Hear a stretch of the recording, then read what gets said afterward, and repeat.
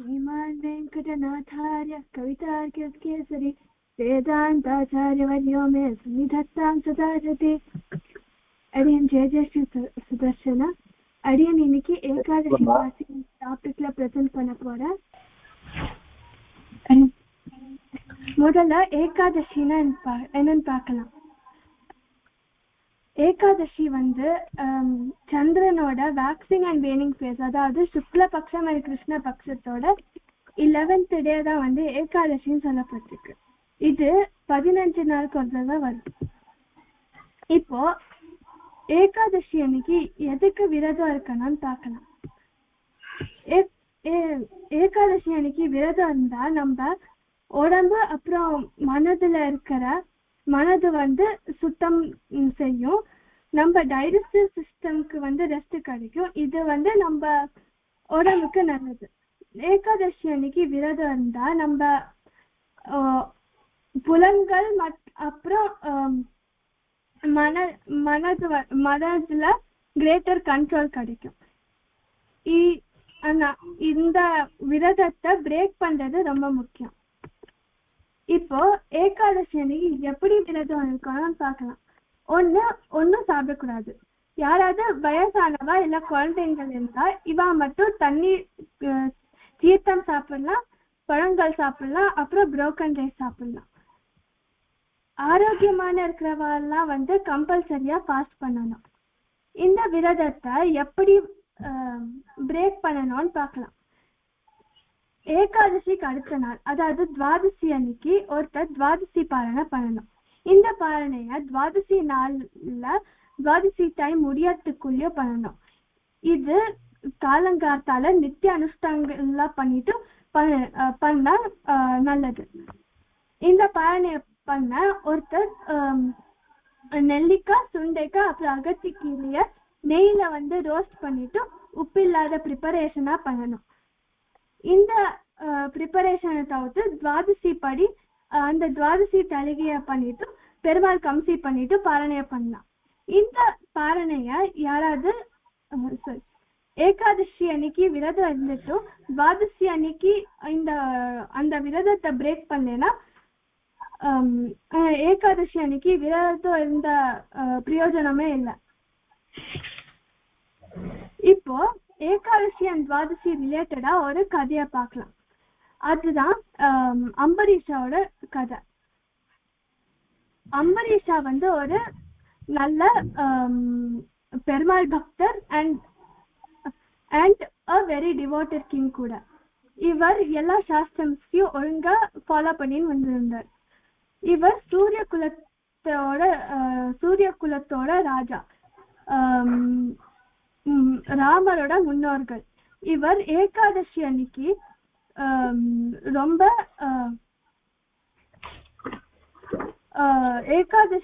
அன்னைக்கு விரதம் இருப்பார். ரொம்ப கொஞ்சம் கூட தண்ணி கூட சாப்பிட மாட்டார். ஏகாதசியோட விரதத்தை கரெக்டா எப்படி பிரேக் பண்ணாமோ அப்படியே பிரேக் பண்ணின்னு வந்திருந்தார். அப்படி பண்ணின்னு வந்திருந்துச்சு. ஒரு துவாதசி அன்னைக்கு என்ன ஆச்சுன்னு பார்க்கலாம். ஒரு துவாதசி அன்னைக்கு இவர் ஆத்துக்கு ஒரு அதிதி வந்திருந்தார். அந்த அதிதி தான் துர்வாச மகரிஷி. அம்பரீஷா அவரை பாரணைக்காக அழைத்தார்.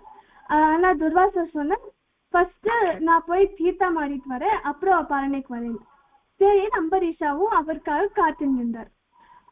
துர்வாசர் கொஞ்சம் டைம் எடுத்துருந்தார் தீர்த்தம் ஆடி வரத்துக்கு. ஸோ அப்புறம் துவாதசி டைமும் முடிய போகுது. இப்போ அம்பரீஷாக்கு அவரோட விரதத்தை பிரேக் பண்ணணும். ஸோ அதுக்கு பாரணை பண்ணணும். ஆனா அவரோட அதிதிக்காகவும் வெயிட் பண்ணணும். அதுவும் ஒரு தர்மம். இப்போ எந்த தர்மத்தை ஃபாலோ பண்றது? விரதத்தை பிரேக் பண்ற தர்மமா இல்ல அதிதி சத்காரம் பண்ற தர்மமான்னு யோசிச்சிருந்தார். அப்போதான் அவரோட குலகுரு, அதாவது வசிஷ்டர் அவர்கிட்ட சொன்னார் ஜலபாரணை பண்ணு.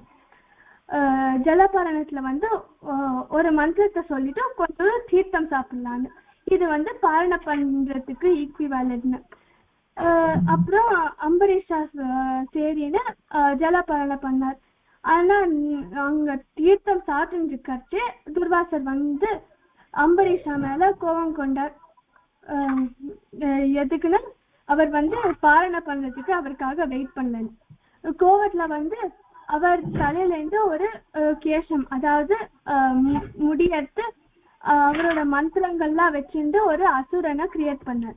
அந்த அசுரன் போய் அம்பரீஷாவை அட்டாக் பண்ண போச்சு. அப்போ பெருமாளுக்கு வந்து யாரோ நம்ம பக்தனை வந்து போய் அட்டாக் பண்ண போற, நம்ம போய் காப்பாத்தணும்னு சுதர்சன சக்கரத்தை அமைச்சார். ஸோ அந்த சுதர்சன சக்கரம் போய் அந்த அசுரனை போய்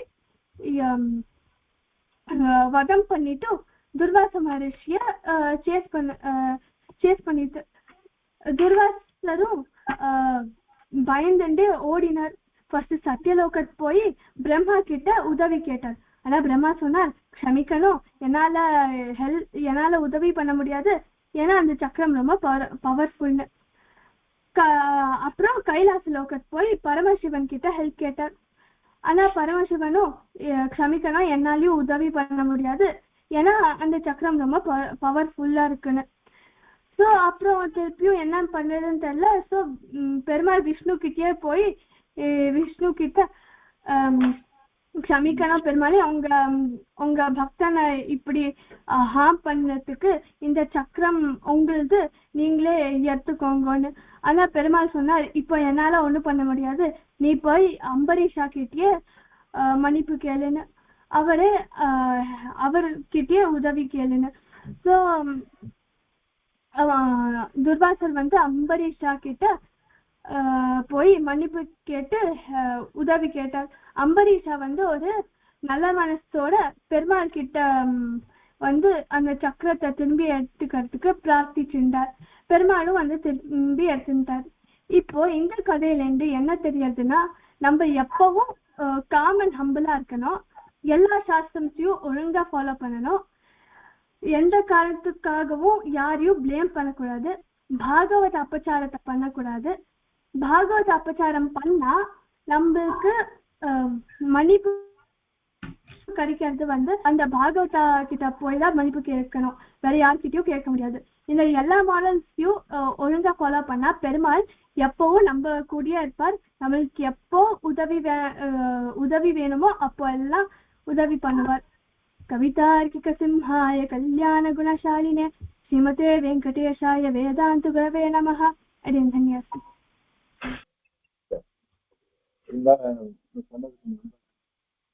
கூர்ந்து கேட்டேன், ரொம்ப நல்லா சொன்னேன், ரொம்ப சந்தோஷம்.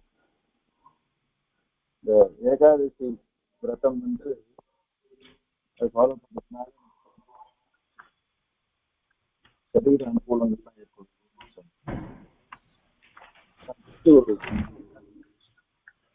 ஏதோ ஒரு ஃபங்க்ஷன் 15 days ஏதோ ஒரு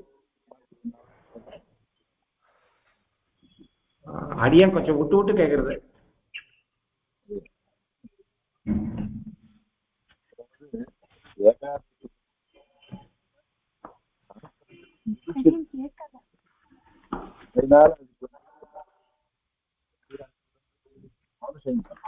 செஞ்சுட்டோம்னா இன்சிடென்ட். அடியன் சுவாமி க்ஷமிக்கிறேன், அடியன் சுவாமி பேசுறது கேட்கல, அடியன் ஒழுங்கா கேட்கலையா? ரொம்ப விட்டு விட்டு கேட்கறது அடியன். வரேன்.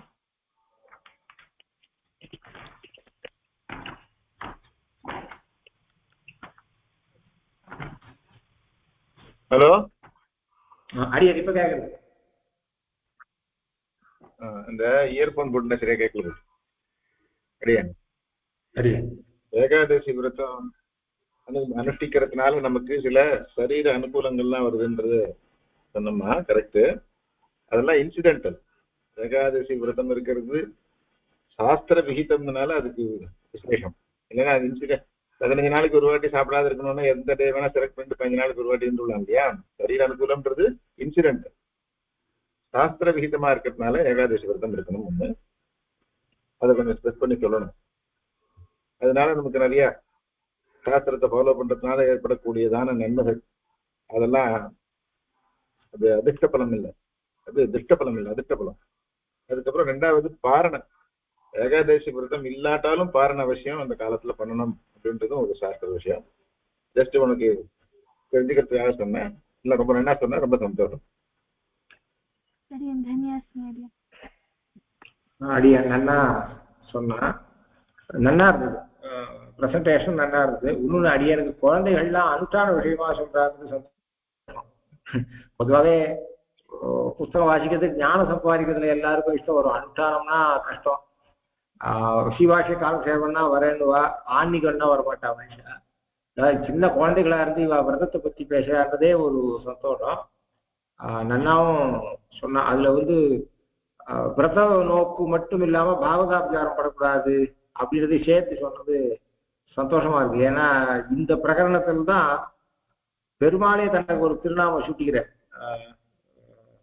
அப்படி எனக்கு உபஸ்திதி சரியா இல்லை. பாகவதத்துல அகம் பக்த அவர் இவரை பார்த்து துர்வாசனை பார்த்து பெருமாள் சொல்ற போது அகம் பக்த பராதீனா அஸ்வதந்திர இவர் திஜா, அதாவது நீ அபுஜார க்ஷாபம் அவர்கிட்டயே போய் பண்ணிருக்கோ, நான் அஸ்வதந்திரன், எனக்கு சுதந்திரன்னு பேர் இருந்தாலும் நான் பக்தாளுக்கு பராதீனன், நானும் அஸ்வதந்திரன்னு பெருமாள் அங்க தன்னைத்தானே டிக்ளேர் பண்ணிக்கிறேன் பாகவதத்துல. அகம் பக்த பராதீனா அஸ்வதந்திர இவர் திஜ அப்படின்னு வாக்கியம். இது அப்பா சொல்லி சொல்லி கேட்டது. அதனால நன்னா சொன்னா, சந்தோஷமா இருக்கு.